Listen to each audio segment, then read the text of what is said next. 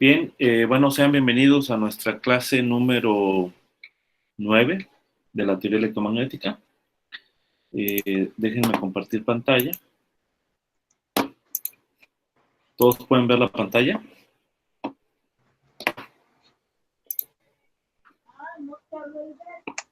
Sí, creo que todos la pueden ver. Sí, ya lo vemos. Bien, entonces, déjenme voy a la parte de la que estábamos revisando. Por acá, la ley de Gauss. La otra ecuación de la electrostática, creo que por acá nos quedamos, ¿no? Bien, entonces, en la clase anterior hicimos énfasis en esta construcción del método inductivo para llegar a las ecuaciones fundamentales que describen todo proceso electrostático, que parte del hecho de que la densidad de carga es independiente del tiempo, es estacionaria, y solamente depende de la posición, ¿no? Entonces, el método inductivo, brevemente, que mencionamos en las últimas clases, básicamente consiste en ir de lo particular a lo general. En este caso, lo particular fue la ley de Coulomb para el caso de una carga puntual. Después se generalizó para el caso de muchas cargas puntuales. Después eso se generaliza tomando en cuenta la función delta de Dirac para la situación de una distribución de carga continua. ¿Okay? Y entonces se encuentra lo que llamamos la ley generalizada de Coulomb. Una vez hecho esto, se exploran las relaciones que cumple el campo eléctrico obtenido en estas expresiones particulares, y en particular se encontró una expresión que se dijo general, que es básicamente la ecuación 23, que también se le conoce como la forma integral de la ley de Gauss. Básicamente nos dice que el flujo total del campo eléctrico que atraviesa una superficie S es igual a la carga encerrada en el volumen que cubre o que encierra la superficie S, ¿no? Entonces esta expresión, digamos que se obtuvo, digamos, de manera particular para estos ejemplos que mencionamos. A partir de este momento dijimos, vamos a estipularla como general. Se postula, no se deduce, ¿no? Se postula como general porque hay muchas otras situaciones que no tomamos en cuenta y no podemos garantizar que esto se cumpla, ¿no? Pero el punto es que dijimos que hay muchos ejemplos en donde se cumple esta relación y entonces en ese sentido se postula. ¿Okay? Y dijimos que uno a través de la teoría matemática puede llegar a la ecuación 25 y este de aquí sería lo que es la forma diferencial de la ley de Gauss, ¿no? Es decir, la divergencia del campo eléctrico igual a la densidad de carga dividido sobre epsilon cero. Entonces, esta de aquí es equivalente a su forma integral, ¿no? Entonces aquí solamente tenemos una sola ecuación. Como esta está en términos de la divergencia del campo eléctrico, el campo eléctrico tiene tres componentes, esto nos arroja una sola componente, entonces el problema está indeterminado, digamos, no podemos resolver el sistema a menos que le pongamos información extra al campo eléctrico. Pero utilizando estos mismos ejemplos particulares, también demostramos otra ecuación para el campo eléctrico, que es justamente la ecuación 28. Y esta ecuación 28 también se eleva a estatus de postulado, ¿vale?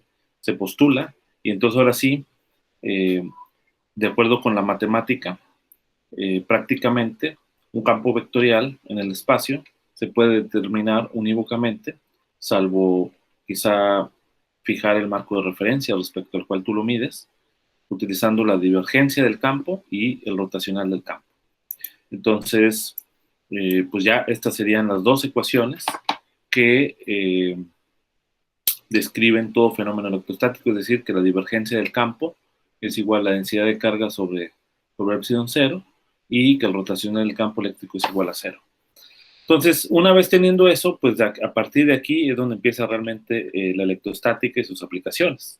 Y ya tenemos las ecuaciones, solamente tenemos que plantear algunas otras ecuaciones también que son puntos de partida, como son la fuerza que ejerce una distribución de carga sobre otra carga o sobre otra distribución de carga, la torca que podría realizar, etcétera, ¿no? Que eso lo vamos a ver en la clase de mañana.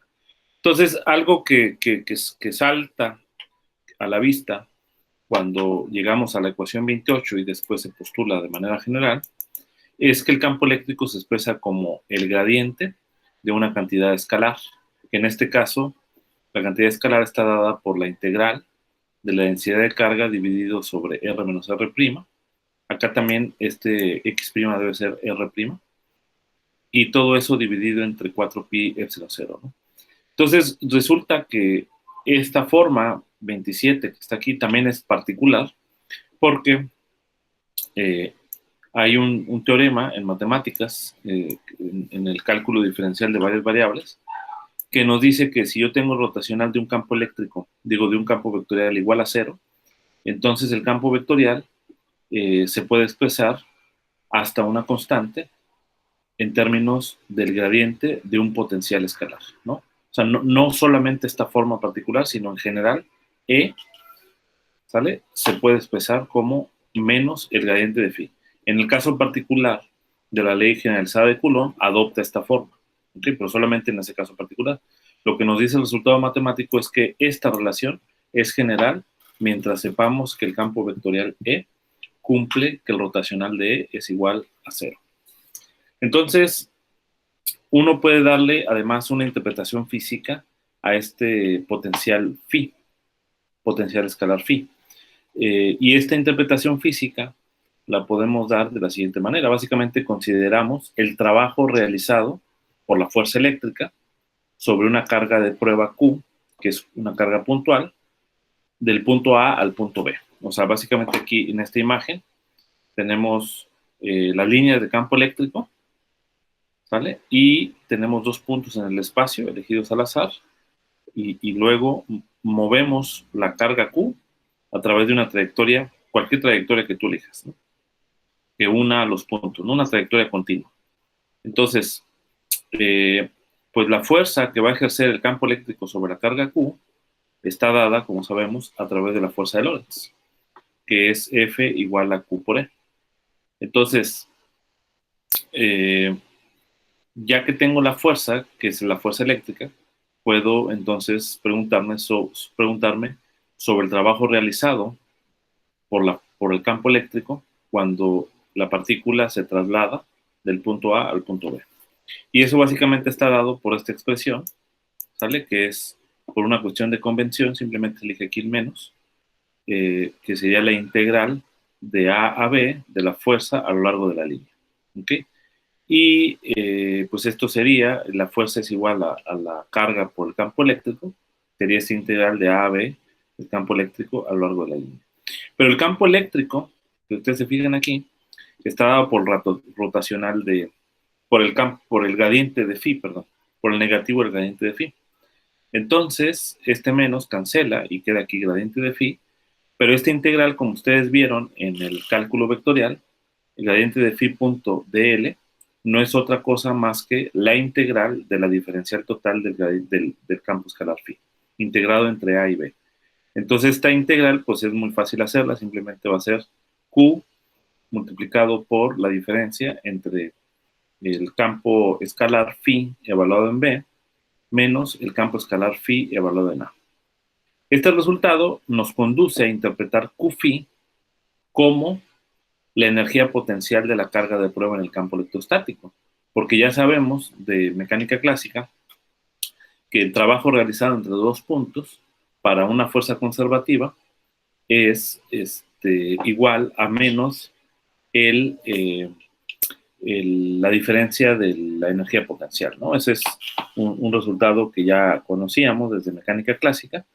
Entonces, en este caso, pues justamente vamos a tener aquí que este Q phi se puede interpretar entonces como una energía potencial, ¿okay?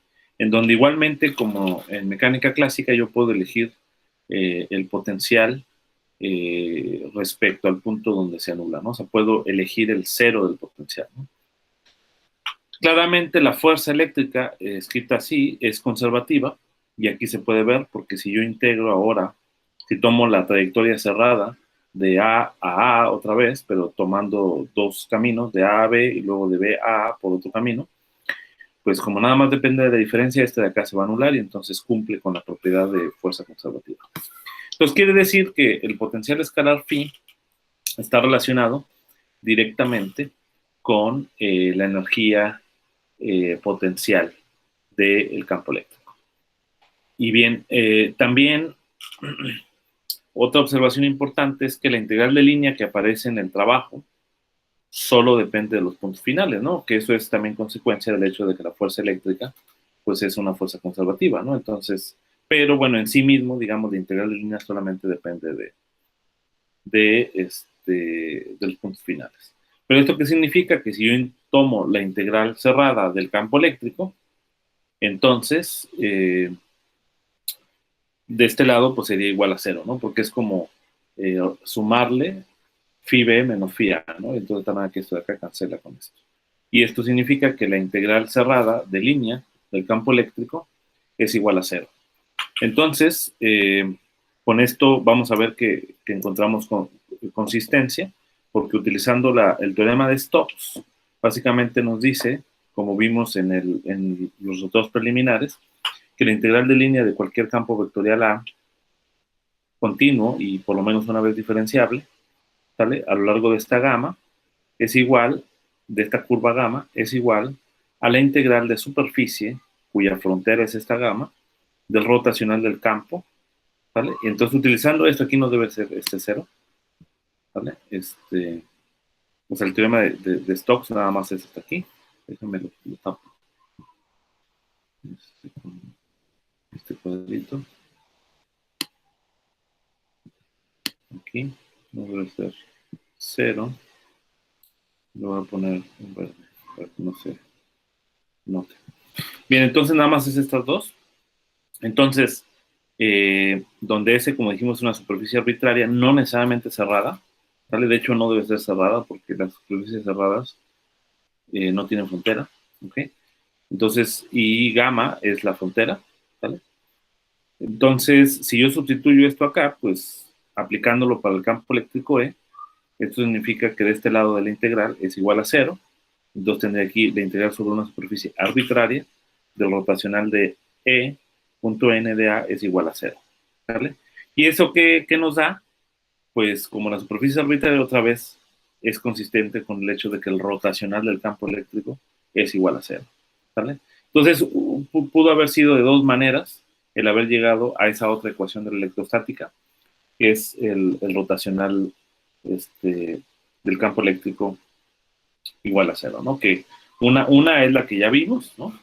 Y la otra es haber hecho esta observación, déjame regresar un poco, haber hecho solamente esta observación y quedarnos hasta aquí sin tomar el rotacional del campo y entonces ya interpretar este phi como un potencial eléctrico que tiene relación con energía y calcular la integral de línea, ¿no? Entonces, son dos maneras de llegar al final de cuentas a la ecuación 28. ¿Okay? Y bueno, al final de cuentas, esta es la formulación de la teoría electrostática. Y lo único que resta es las condiciones a la frontera, ¿no? Esas condiciones a la frontera son muy importantes para la determinación del campo eléctrico o campo escalar cuando hay una frontera dada, ¿vale? Y las condiciones a la frontera, que están expresadas básicamente por la ecuación 33, se pueden determinar utilizando la ley de Gauss. Entonces, eso lo podemos visualizar aquí. Supongamos que en la superficie hay una cierta densidad de carga. Si eso ocurre, entonces lo que nos dice estas condiciones de la frontera es que hay una discontinuidad, ¿no? ¿Sí? Hay una discontinuidad en la componente normal del campo eléctrico acorde a esta ecuación, ¿no? Ahorita vamos a deducir esta condición a la frontera. Y también, teniendo una frontera, porque aquí esta ecuación 33 solamente nos habla sobre la componente normal del campo eléctrico, es decir, a la superficie. Yo tengo aquí la superficie, ya sabemos que la superficie está caracterizada por un vector normal, entonces si yo proyecto el campo eléctrico antes y después de la superficie a lo largo de la normal, la diferencia no es cero, sino que tiene una discontinuidad. Y las otras componentes, que serían las componentes tangentes, se determinan utilizando la otra ecuación de la electrostática que en forma equivalente se expresa a través de la ley integral, la forma integral de esa otra ecuación que es esta, ¿no? O sea, por la ley de Stokes, el teorema de Stokes, esta ecuación que estoy subrayando en azul es equivalente al rotacional del campo eléctrico igual a cero, ¿no? Entonces, también se puede verificar que aunque haya una densidad de carga en la superficie, uno va a tener que las componentes tangentes no tienen una discontinuidad como lo hay en la componente normal, ¿no? Aquí, de hecho, debe haber un error porque debe ser aquí, no existe una discontinuidad en la componente tangente, ¿no? Aquí, esto está mal. Vamos a tacharlo, porque debe ser componente tangente. Ok, de hecho, lo voy a poner.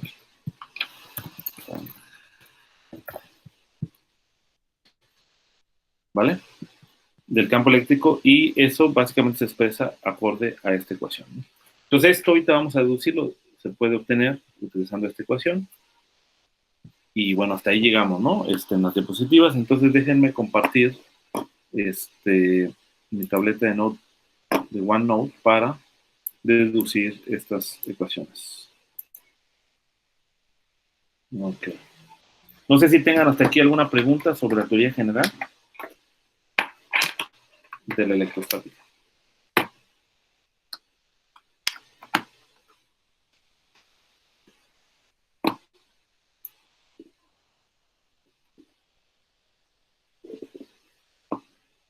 Ok, Francisco no tiene.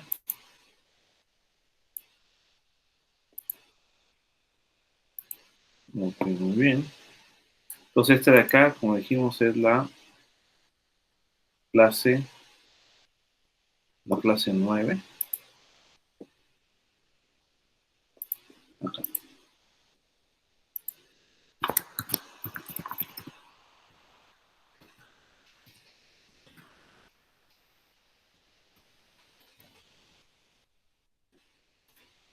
Bien, entonces, básicamente, lo que vamos a tener es lo siguiente. A ver si puedo irme acá.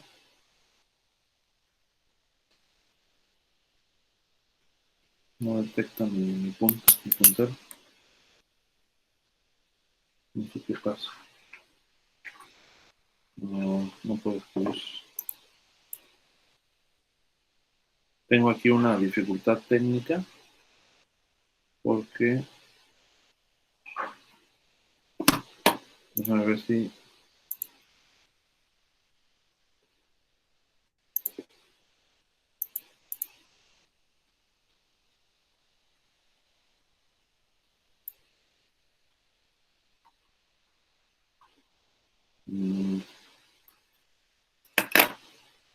déjame ver qué pasa. Es que estoy usando mi tableta gráfica, pero de alguna manera no reconoce.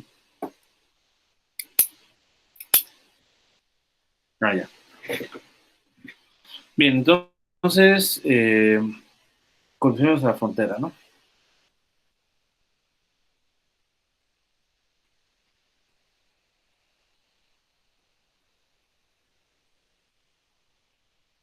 Déjenme, voy a compartir la pantalla junto con esta para guiarnos de aquí de esta imagen.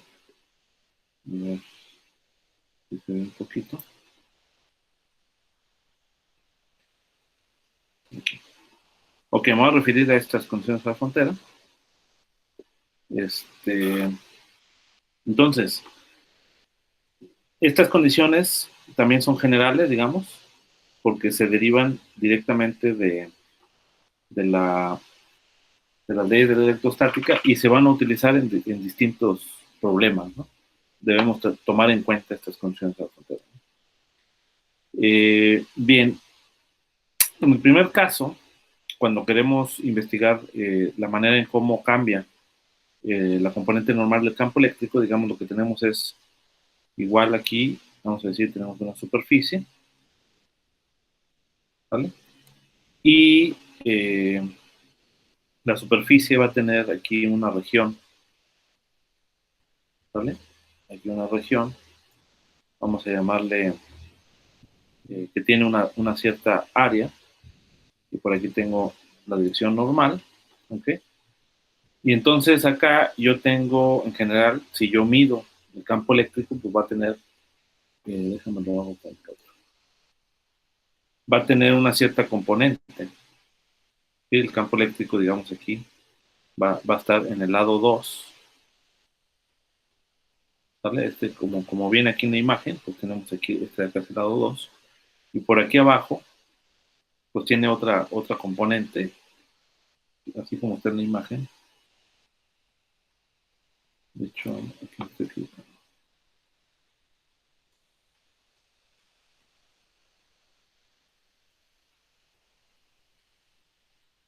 ¿Ok? Tiene otra componente que sería el campo eléctrico en la dirección 1. Bien, entonces lo que se hace para poder determinar esta ecuación básicamente es agarrar aquí y poner como una cajita,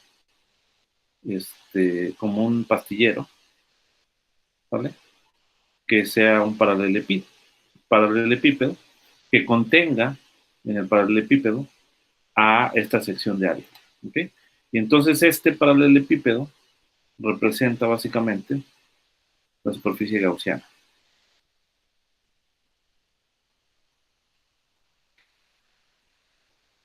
¿Ok? Y entonces representa la superficie gaussiana. Entonces vamos a aplicar la ley de Gauss utilizando esta superficie gaussiana. Lo que tenemos es la integral cerrada, que sería el flujo, ¿vale? Que atraviesa esta superficie, es igual a la carga total dividido sobre epsilon cero, ¿no? Pero la carga es aquella de la densidad de carga, ¿no? Entonces quiere decir que esta carga, pues es básicamente la densidad de carga sobre epsilon cero multiplicado por el elemento de área, ¿vale? Que sustenta esta superficie, ¿no? O sea, este elemento de acá es elemento de área, ¿no? Este delta A, ¿no? Entonces, eso es por un lado. Y por el otro lado, que es el flujo total, pues lo voy a dividir en varias partes, ¿no? Este flujo total, como es una integral sobre una superficie cerrada, voy a tener la integral sobre, eh, digamos, sobre esta superficie, ¿vale? Aquí arriba, aquí sí, esta superficie, la superficie de abajo y de los lados, ¿no? Entonces, pues tienes dos superficies, vamos a llamarle a las tapas, eh, S1, ¿vale? Y luego acuérdense que el campo eléctrico está evaluado en la superficie, ¿no? Obviamente esta cajita de pastilla, pues está al grado de que es suficientemente, eh, digamos, su ancho es suficientemente pequeño, de tal manera que prácticamente en la superficie de arriba es el valor del campo eléctrico E2 y en la superficie de abajo es el valor del campo eléctrico E1, ¿no? Entonces, pues digamos, lo voy a poner así simplemente, ¿vale? Y va a ser E1.n de A, ¿vale? Más integral de S1. Fíjense, este es el vector normal de la superficie, pero para la superficie de abajo, el vector normal sigue siendo hacia arriba, ¿vale? Y el campo eléctrico va en esta dirección. Perdón, para la superficie de abajo, el vector normal apunta hacia abajo, ¿no? Porque es la superficie de abajo. Acuérdense que es el vector normal de la superficie gaussiana, ¿no? Que en ese caso coincide con este vector normal. Entonces, en este caso, voy a tener exactamente un signo menos, el campo eléctrico E2.n de área, ¿ok? Y luego voy a tener otras contribuciones, ¿vale? Que va a ser el el campo eléctrico que atraviese esta dirección, ¿ok? En esta dirección, campo eléctrico que es perpendicular a esta área. Entonces, digamos que ahí lo voy a llamar E,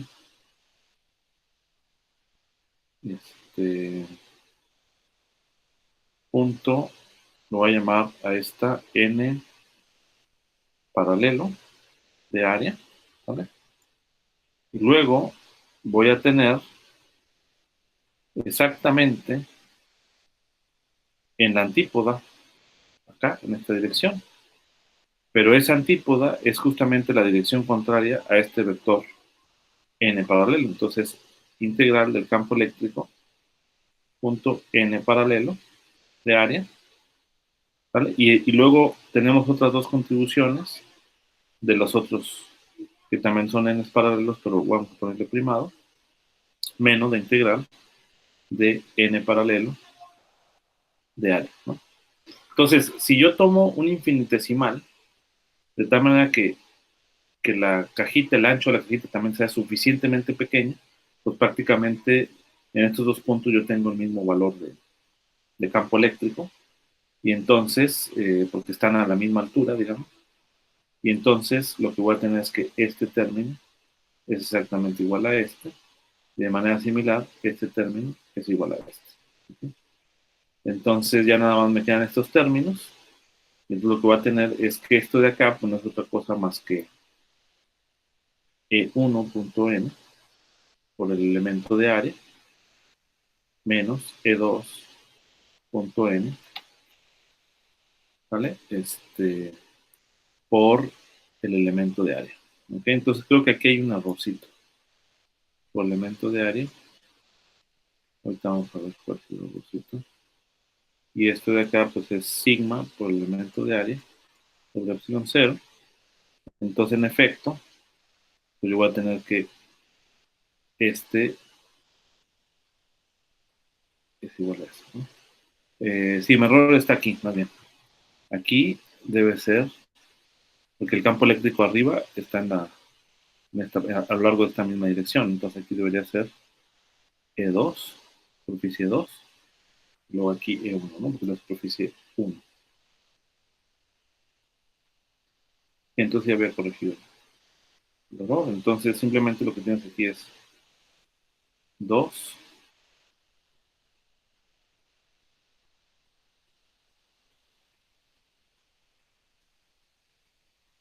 1. Y entonces, en efecto, aquí el de área cancela con este de acá. Y finalmente tengo la ecuación que se muestra aquí, en la ecuación que integra, ¿no? Profe, una pregunta. Ajá. ¿Por qué ya no usamos de integral? O sea, teníamos que el valor de la, porque este es el valor del flujo, ¿no? Por eso Sí, lo igualamos a esto, pero ya no estamos usando la forma integral de los campos E2 ni E1, ya lo pusimos el delta. sí. Pues simplemente porque el dominio de integración es un infinitesimal, ¿no? Entonces, hay un teorema de valor medio de integral, valor intermedio, que nos dice básicamente que la integral es igual al valor del campo multiplicado por el tamaño del área, ¿no?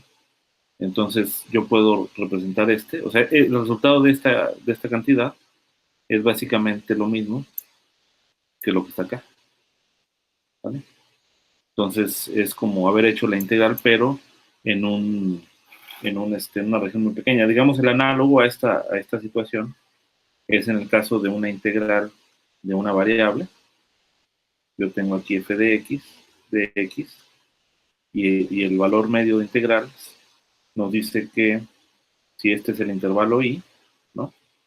Bueno, vamos a decir que sea el intervalo va de A a B, ¿vale? De hecho, en general, esto es un teorema que nos dice que esto lo puedes ver como f en un punto x estrella multiplicado por b menos a, donde este x estrella es un elemento que pertenece al intervalo A, B. Entonces, en este caso particular, este de acá es un infinitesimal, y básicamente este es cualquier punto que esté dentro de, que esté en el medio, digamos, de la vecindad, ¿no? Entonces, es el análogo a este teorema. Sí está claro, Jesús. Sí, creo que sí. Ok. Bien, entonces, de esa manera se obtiene básicamente la primera ecuación, la ecuación 33, para las condiciones de la frontera de la componente normal del campo eléctrico, ¿no? Entonces, y bueno, aquí lo más útil, a lo mejor, que deben considerar con calma, pues es el hecho de que estos dos campos eléctricos, ¿vale? Son distintos, digo, son iguales, ¿no? Aquí, en la cajita, ¿vale? Son,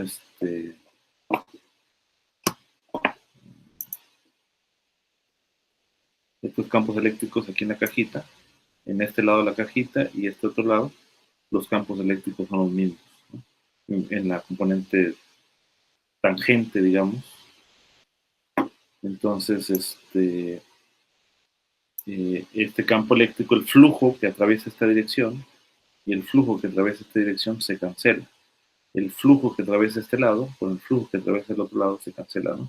Entonces, obviamente hay un salto, una discontinuidad, pues porque hay una presencia de la densidad de carga, ¿no? Y la densidad de carga de alguna manera produce un campo eléctrico, ¿no? Entonces, pues no puede ser continuo el campo eléctrico en el componente normal, ¿no?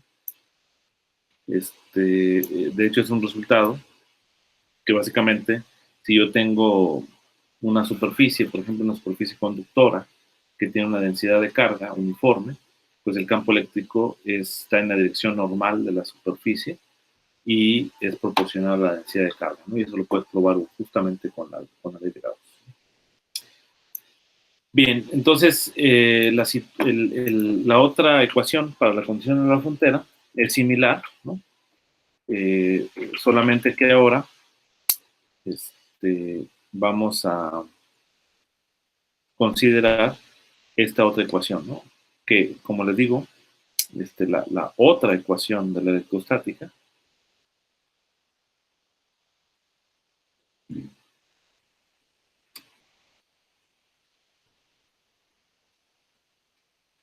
es esta, ¿no? Rotacional de E. O sea, esta ecuación es tan fundamental, ¿no? Como la de la ley de Gauss, ¿no? No puedes dejar de lado esta, o sea, no es que valga menos, ¿no? Las dos son importantes para poder determinar la configuración del campo electrostático. Entonces, esta vía Stokes nos conduce a esta ecuación, que la integral de línea del campo eléctrico es igual a 0. Entonces, lo que se hace en este caso es igual, tomas una superficie que puede tener una densidad de carga y construyes un lazo de la superficie, pero que aquí se nota, ¿no? Aquí más o menos se ilustra, que sea, que atraviese la superficie de esta manera. O sea, fíjate, este es un lazo y la superficie, o sea, este es un plano, digamos, cuya frontera es un lazo que lo vamos a llamar gamma, por ejemplo. Y esta sería la frontera, pero, digamos, es como una hoja que atraviesa la superficie, ¿no? Entonces esa hoja, la intersección con la superficie, pues va a ser una curva aquí, ¿no? Digamos. Entonces esta es la disposición, y entonces voy a tomar aquí mi lazo en esta dirección, y eso es importante. Ah, perdón, aquí me estoy explicando. No.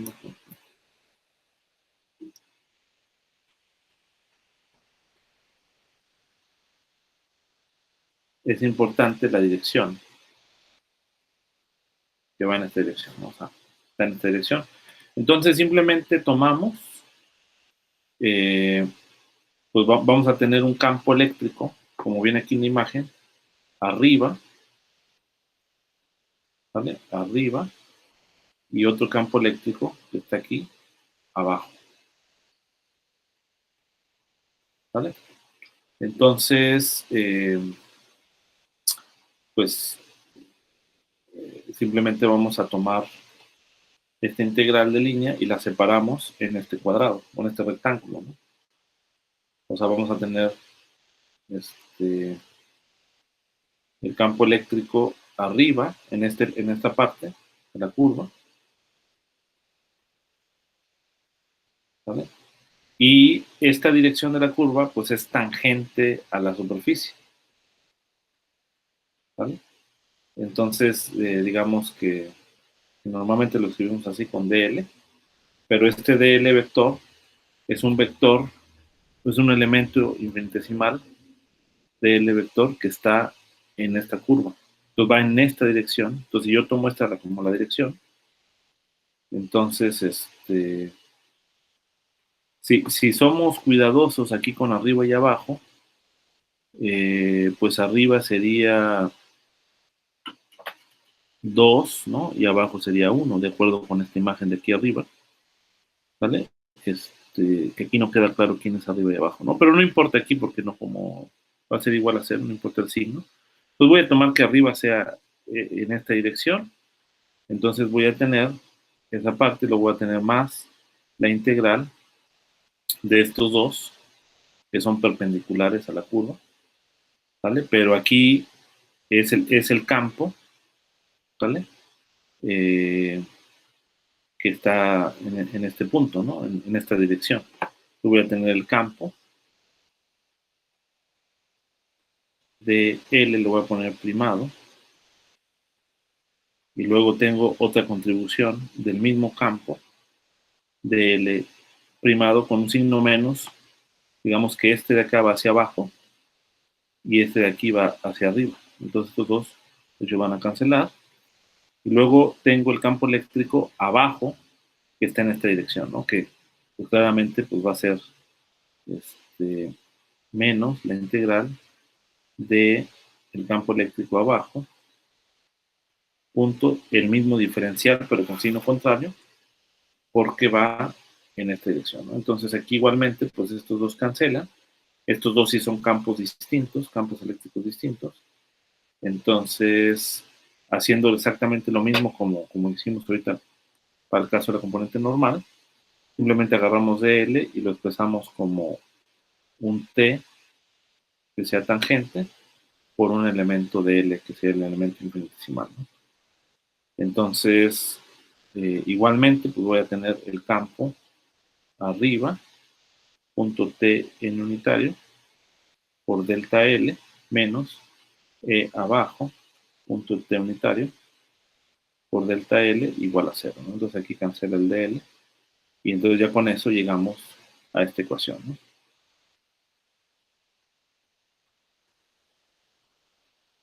Que en otras palabras, pues nos dice básicamente que la componente tangente del campo eléctrico que atraviesa una superficie que puede estar cargada es continua. ¿Okay? Muy bien, entonces llegamos aquí ya a terminar básicamente todo lo que es la exposición teórica de lo que es la teoría de la electrostática. Lo que vamos a hacer ya en las siguientes clases básicamente es ya a partir de las ecuaciones, solamente voy a enunciar lo que sería la fuerza de Lorentz y la correspondiente para la torca.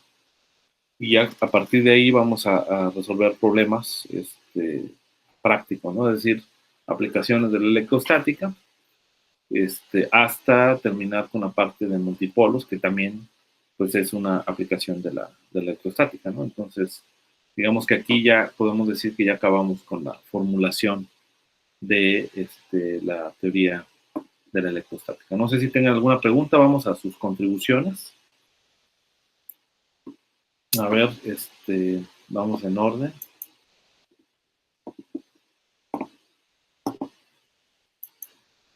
¿Quién empieza? A ver, vamos a empezar ahora por Rogelio. Ok.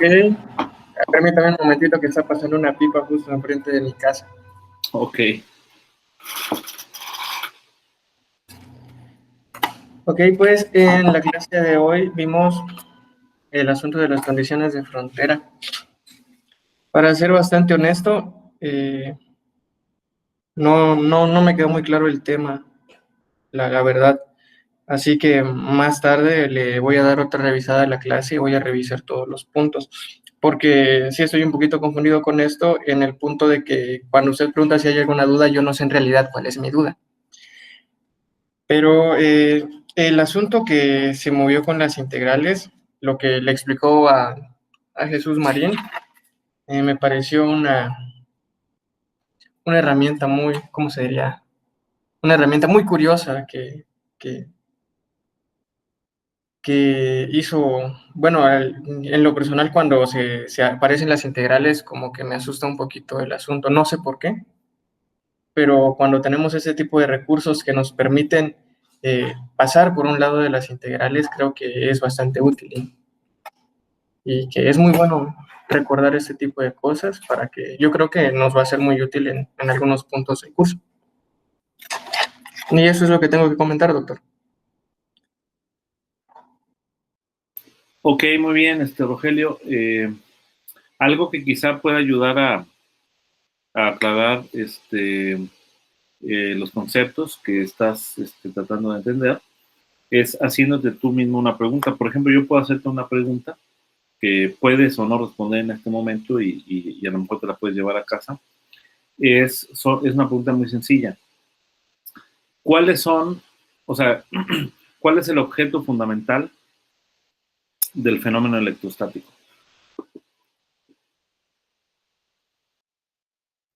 ¿Es el campo eléctrico?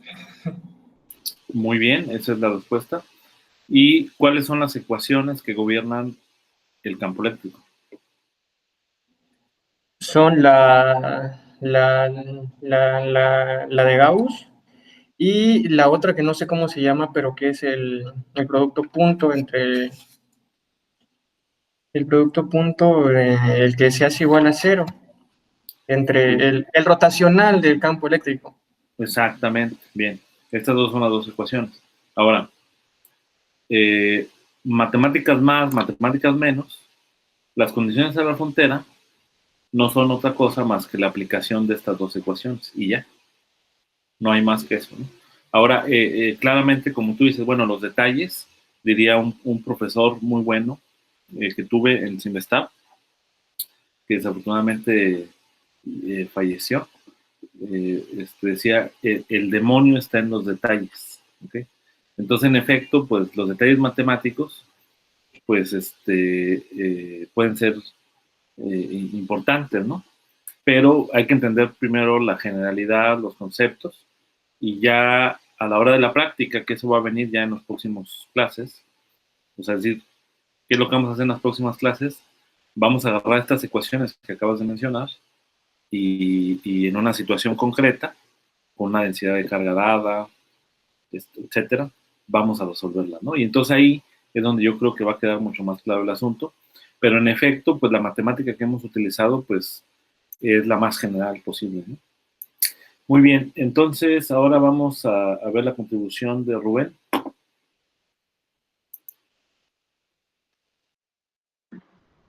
Hola, buenas. Este, sí, creo que a mí no me costó tanto la matemática todavía, a lo mejor es porque no la estoy entendiendo bien y siento que está fácil, pero me gustó mucho la interpretación esta de la parte de la interpretación física de tanto escalar como la energía potencial. Se me hizo bastante sencilla su deducción y me gustó mucho eso.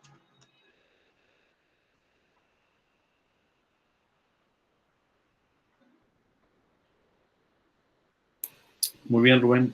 Eh, a ver, Christopher, ¿alguna apreciación, algo que nos quieras compartir de lo que estás aprendiendo?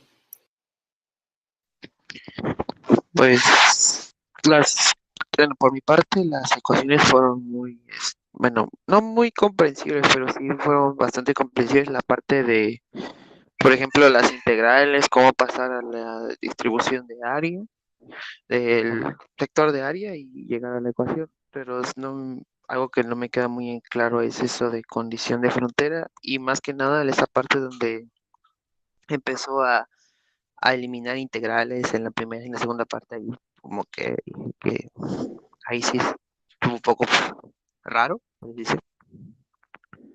Y de ahí todo lo demás estuvo bien, a mi parecer. Y ya sería todo. Ok, muy bien. Sí, la parte esta que mencionas puede ser complicada de entender a la primera, pero puedes revisarlo y va a quedar mucho más claro, ¿no? El asunto fundamental es que en esta cajita de píldora, como es tan pequeña, ¿sale? Las componentes que son perpendiculares a la superficie son la misma, ¿no? Ese es el punto en la primera ecuación, ¿no? No las que son a lo largo de la superficie, sino las que son como tangentes a la superficie. Entonces, digamos, ahí no se distingue ninguna componente, pues, ¿vale? Porque como estás haciendo tan pequeña la caja, entonces por eso se anulan las integrales, ¿no?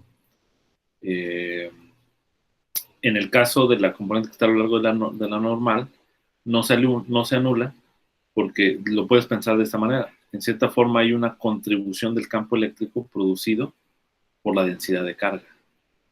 Entonces ahora, digamos, el campo eléctrico 2, pues va a ser el campo eléctrico 1 más el campo eléctrico producido por la densidad de carga, ¿no? Entonces una manera de verlo, ¿no? Físicamente. Pero bueno, si quieren, chécalo y para que quede un poco más claro, ¿no? Bien, a ver, ya se me escapó Luis, dijo, no, ya me va a tocar a mí, ¿no? Vámonos. Abraham.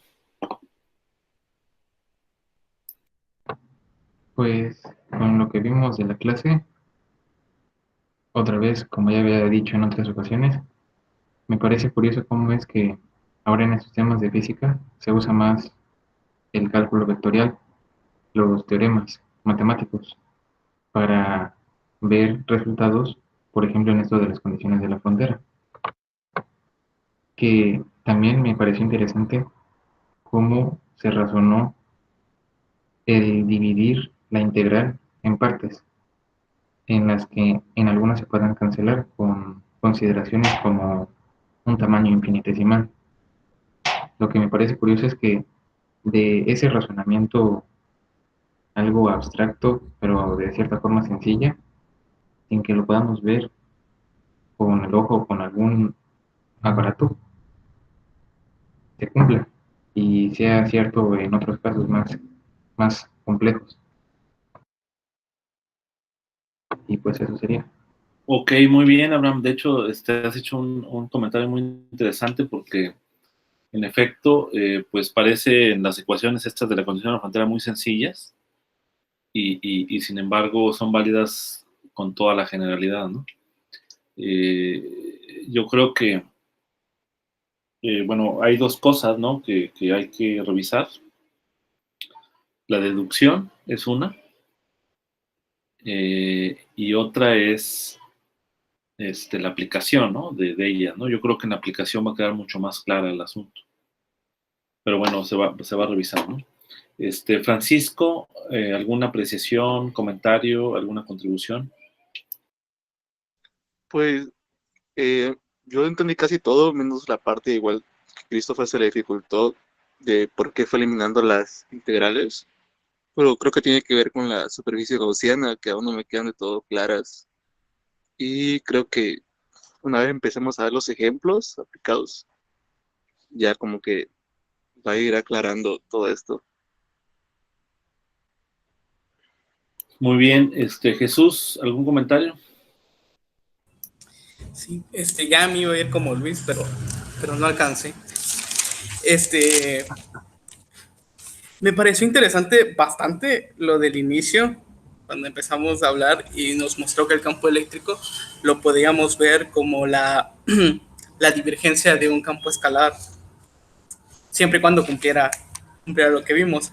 Pero sí me pareció bastante, a mi criterio, potente, porque pues, básicamente me está diciendo que casi cualquier campo eléctrico lo puedo ver de esta manera. Entonces creo que eso fue una de las cosas que más me pareció interesante. Ya después, creo que a lo que se referían mis compañeros con que se eliminaba, creo que había dicho que tenía que ver con la superficie y porque había dicho que era muy pequeña, ¿no? La anchura de la superficie.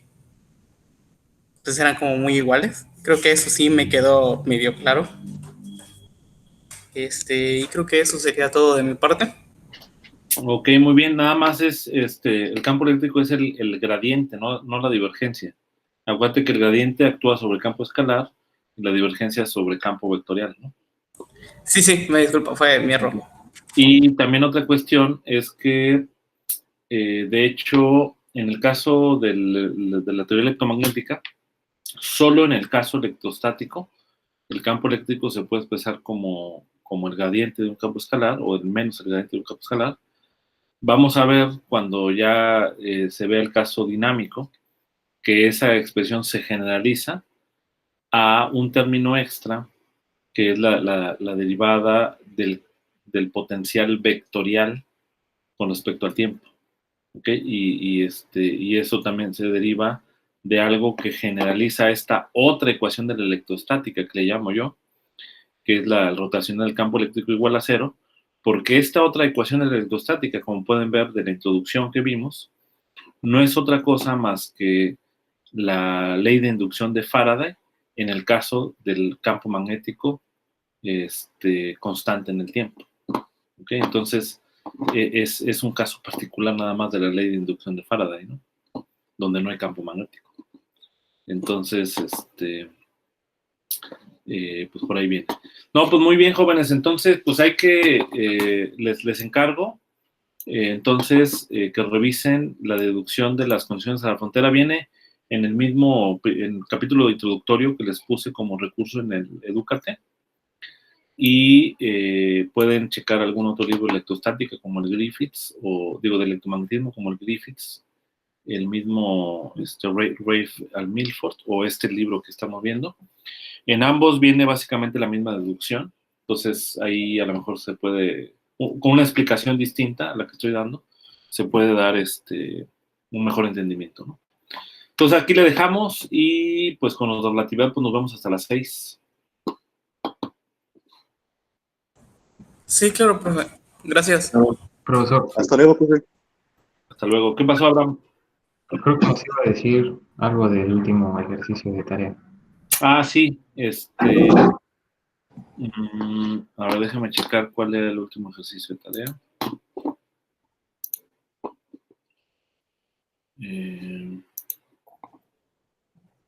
Déjame nomás.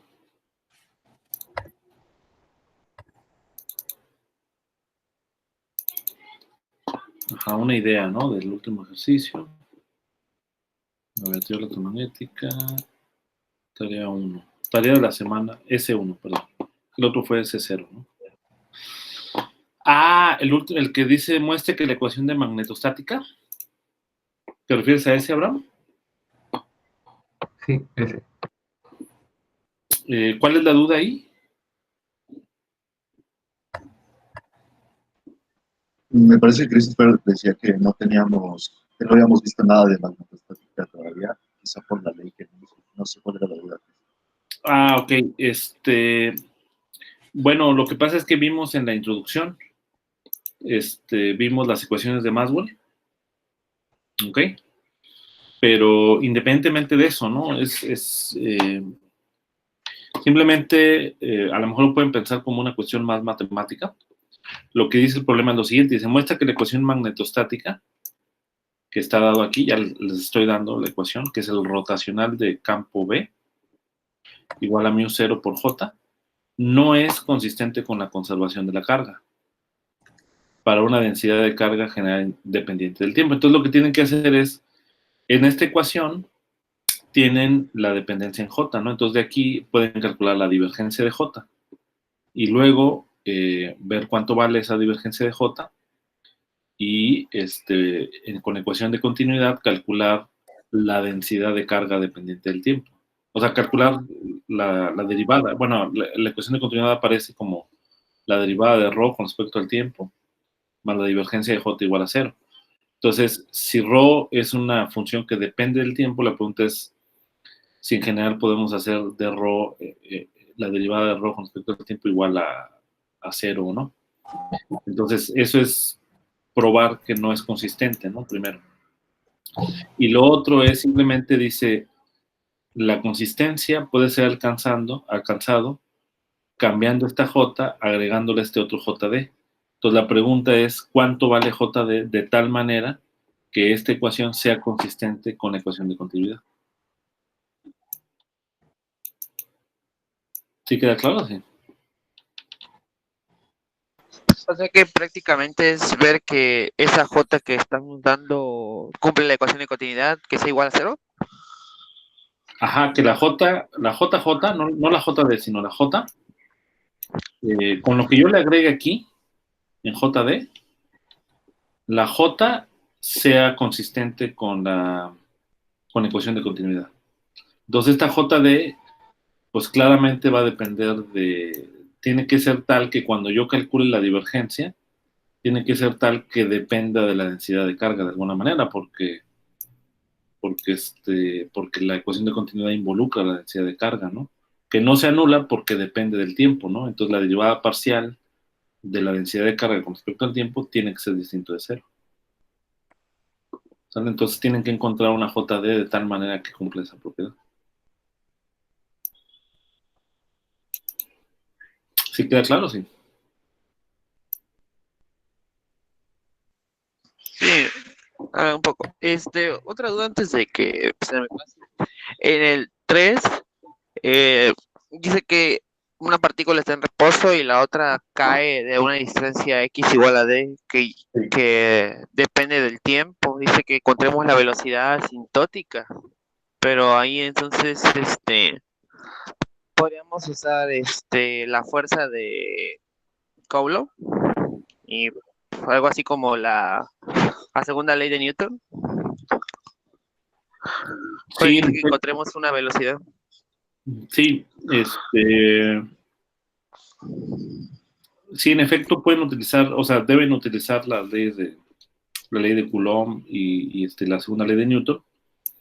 Y como una sugerencia, quizá un hint, que le llaman,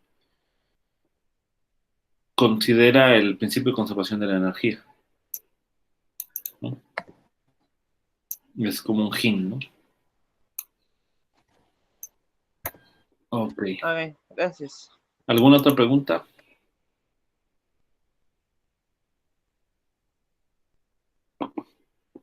Ok, jóvenes, pues entonces con esto terminamos. Si no tienen más dudas.